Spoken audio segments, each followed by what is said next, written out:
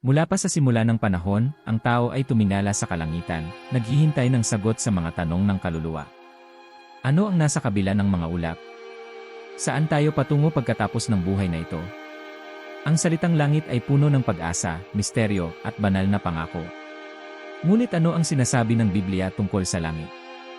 Sa 2 Korinto 12:2, isinalaysay ni Apostol Pablo ang kanyang karanasan sa ikatlong langit, isang lugar ng kaluwalhasyan na hindi maunawaan ng tao. Pero bakit tatlong langit? Ano ang mga ito? At paano natin malalaman kung saan tayo mapupunta?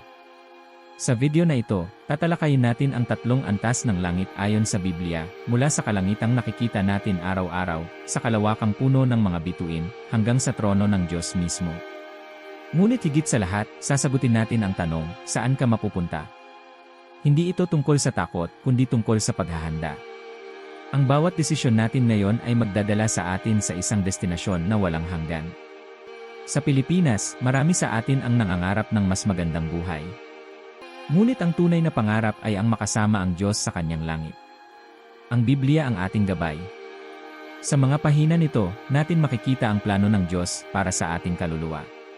Ang bawat ulap, bawat bituin, bawat salita ng Diyos ay nagdadala sa atin palapit sa katotohanan.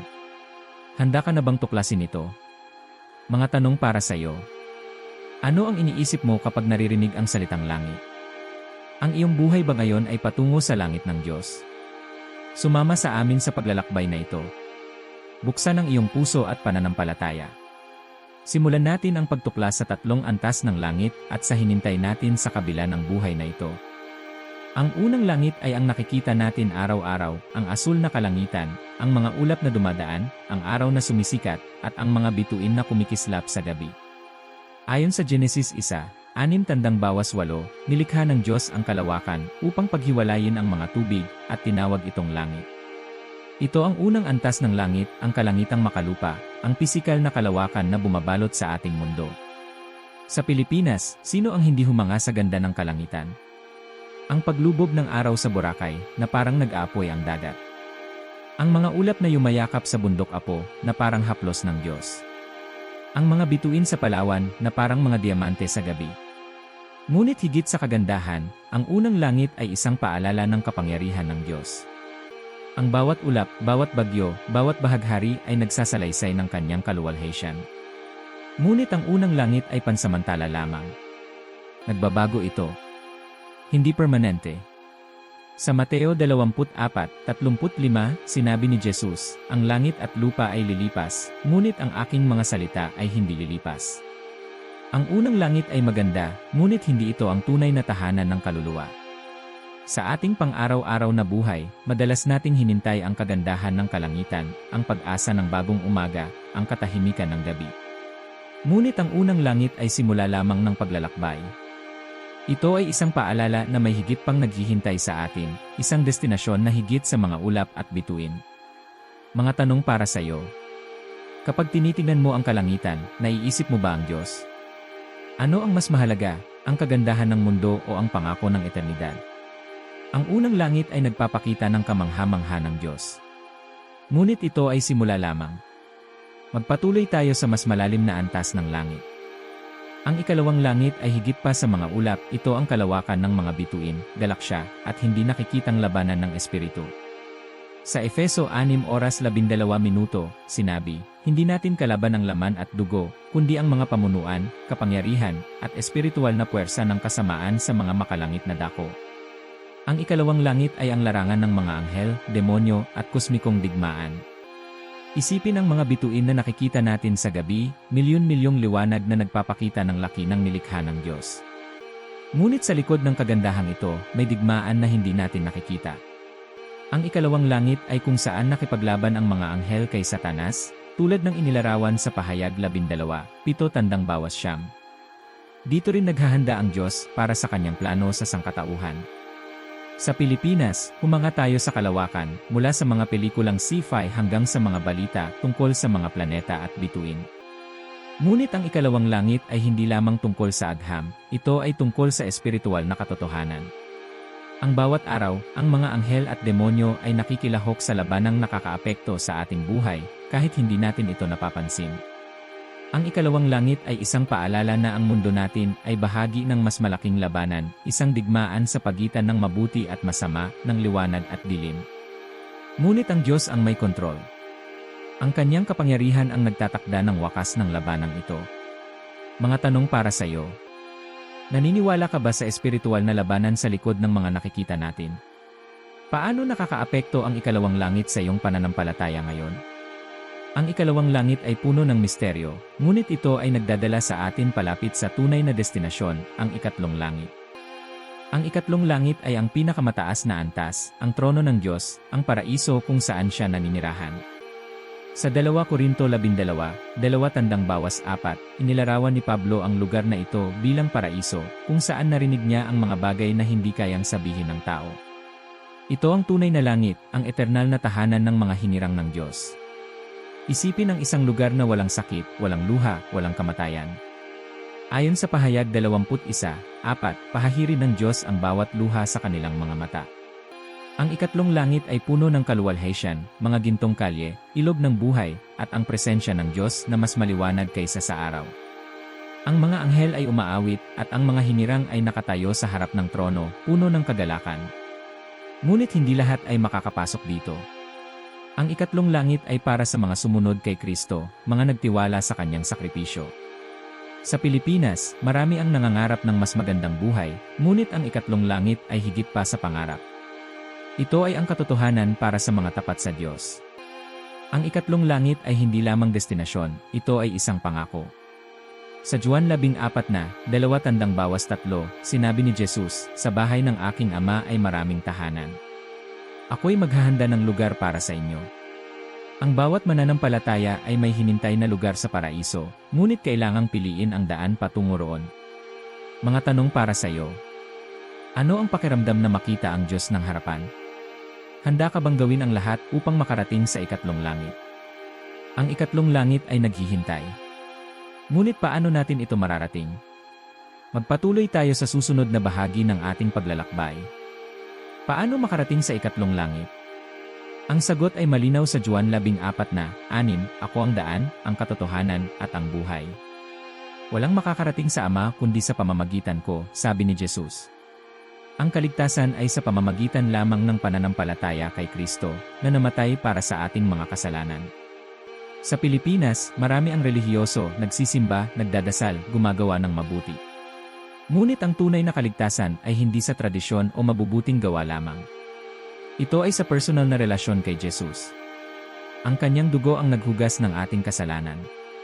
Ang kanyang muling pagkabuhay ang nagbigay ng pag-asa sa buhay na walang hanggan. Ngunit ang daan patungo sa langit ay makitid. Sinabi sa Mateo 7:14, "Makitid ang pintuan at makipot ang daan patungo sa buhay, at kakaunti ang nakasusumpong nito." Ang bawat Pilipino ay kailangang pumili, sundin si Kristo o sundin ang mundo. Ang mundo ay puno ng tukso, pera, kasikatan, kasiyahan. Ngunit ang mga ito ay pansamantala lamang. Ang langit ay walang hanggan. Ang pananampalataya kay Kristo ay nangangailangan ng pagsisisi, pagpapakumbaba, at pagsunod. Sa Gawa 4:12, sinabi, "Walang ibang pangalan sa ilalim ng langit na ibinigay sa mga tao na kailangan natin upang maligtas." Si Jesus lamang ang daan. Mga tanong para sa iyo. Naniniwala ka ba na si Jesus ang tanging daan sa langit? Ano ang hinintay mo para tanggapin siya sa iyong buhay? Ang desisyon mo ngayon ang magpapasya sa iyong eternidad. Piliin ang daan patungo sa langit. Ang Biblia ay malinaw, may dalawang destinasyon pagkatapos ng buhay, ang langit o ang impyerno. Sa Mateo 25:41, sinabi ni Jesus na ang mga tumanggi sa kanya ay mapupunta sa walang hanggang apoy. Ang impyerno ay hindi mito, ito ay katotohanan para sa mga tumanggi sa biyaya ng Diyos. Isipin ang isang lugar ng walang hanggang pagdurusa, kung saan walang pag-asa, walang Diyos, walang liwanag. Sa Pilipinas, marami ang natatakot sa ideya ng impyerno, ngunit kailangang harapin natin ang katotohanan. Ang Diyos ay banal at ang kasalanan ay kailangang parusahan. Ngunit ang kanyang pag-ibig ay nagbigay ng paraan, si Kristo, na nag-alay ng kanyang buhay para sa atin. Ang pagtanggi kay Jesus ay pagpili ng walang hanggang paghihiwalay sa Diyos. Sa Lucas 16:19, inilarawan ang kwento ng mayaman at si Lazaro, na nagpapakita ng hindi mababagong agwat sa pagitan ng langit at impyerno. Ngunit may pag-asa pa habang may buhay. Sinabi sa 2 Pedro 3:9, hindi nais ng Diyos na mapahamak ang sinuman, kundi ang lahat ay magsisi. Sa ating kultura, madalas nating iniiwasan ang usapan tungkol sa impyerno. Ngunit ang babala ng Biblia ay malinaw, ang bawat kaluluwa ay haharap sa paghuhukom. Ang tanong ay, handa ka ba? Mga tanong para sa iyo. Bakit mo ipagpapaliban ang desisyon na tanggapin si Kristo? Ano ang mas mahalaga, ang pansamantalang buhay o ang walang hanggang destinasyon? Piliin ang langit dahil ang oras ay nauubos na. Huwag maghintay hanggang huli na ang lahat. Paano natin maihahanda ang ating sarili para sa ikatlong langit? Ang sagot ay nasa ating pamumuhay ngayon. Sa Mateo 6:33, sinabi, hanapin muna ang kaharian ng Diyos at ang kanyang katuwiran, at lahat ng mga bagay na ito ay idadagdag sa inyo. Ang pamumuhay para sa Diyos ay nangangahulugang pag-ibig, pagsunod, at pananampalataya. Sa Pilipinas, maraming hamon ang kinakaharap natin, kahirapan, stress, at tukso ng modernong mundo tulad ng social media at materialismo. Ngunit ang bawat araw ay pagkakataon para piliin si Kristo. Magbasa ng Biblia araw-araw. Manalangin ng taimtim. Maglingkod sa kapwa, tulad ng pagtulong sa mga nangangailangan sa ating barangay. Ang bawat mabuting gawa para sa Diyos ay isang hakbang patungo sa langit. Ang pagsisisi ay mahalaga rin. Sa 1 Juan 1:9, sinabi, kung ipinapahayag natin ang ating mga kasalanan, siya ay tapat at makatarungan na magpapatawad sa atin. Ang pagbabago ng buhay mula sa kasalanan tungo sa katuwiran ay susi sa paghahanda para sa eternidad. Ang pamumuhay para sa Diyos ay hindi madali, ngunit ito ang nagbibigay ng tunay na kapayapaan. Sa Filipos 4:13, sinabi, lahat ay magagawa ko sa pamamagitan niya na nagbibigay sa akin ng lakas. Ang Diyos ang magbibigay ng lakas sa ating paglalakbay. Mga tanong para sa iyo. Ano ang isang hakbang na gagawin mo ngayon para mapalapit sa Diyos? Paano mo maipapakita ang pag-ibig ng Diyos sa iyong komunidad? Ang ikatlong langit ay naghihintay, ngunit ang paghahanda ay nagsisimula ngayon. Gawin ang hakbang tungo sa eternidad. Kaibigan, hindi aksidente na napanood mo ang video na ito. Ang tatlong antas ng langit ay nagpapakita ng plano ng Diyos mula sa kalangitang makalupa, sa kosmikong labanan, hanggang sa kanyang trono. Ngunit ang pinakamahalagang tanong ay, saan ka mapupunta? Ang bawat isa sa atin ay may desisyon. Sa pahayag 3:20, sinabi ni Jesus, narito ako, nakatayo sa pintuan at kumakatok. Kung bubuksan ni numan ang pintuan, papasok ako. Ngayon ang oras para tanggapin siya, magsisi, manampalataya, at sundin ang kanyang daan.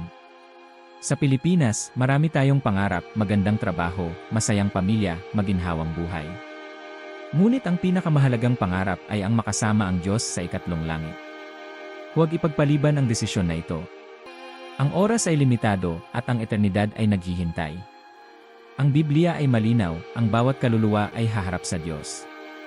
Sa Hebreo 9:27, sinabi, itinakda sa tao na mamatay ng minsan at pagkatapos ay ang paghuhukom.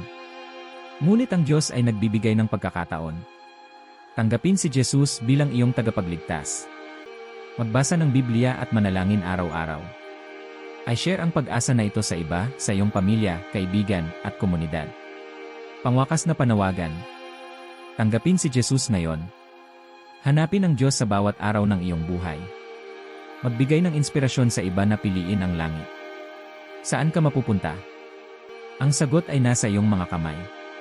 Piliin ang langit ngayon,